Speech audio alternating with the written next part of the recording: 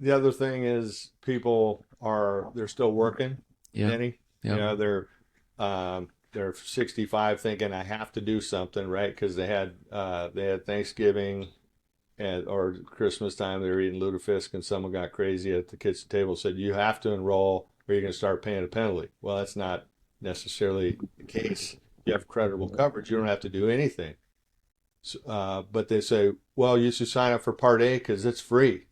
So then all of a sudden, people think, "Well, then I should because that's the right thing."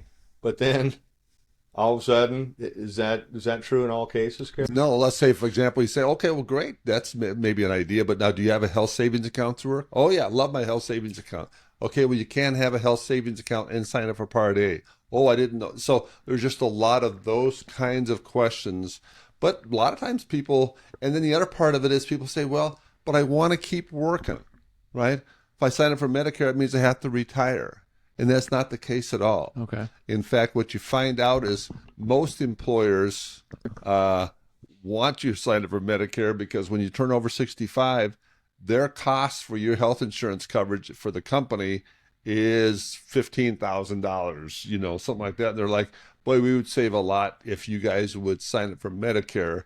So that it company wise, in fact, companies with 20 people or less on the health plan, they can make you sign up for Medicare. If you work for companies bit more than 20, they really can't say anything. They want to encourage it, but they really are not allowed to say that. But they're Okay. like, any chance you want to sign up for Medicare? Because they realize that the financial burden that it puts on companies by you not signing up for Medicare, but you can continue to work. So if they do sign up, I mean, how does that change the insurance landscape for them? So basically, they just through their work now they're not taking out the two, three, $400 a month out of their check each month.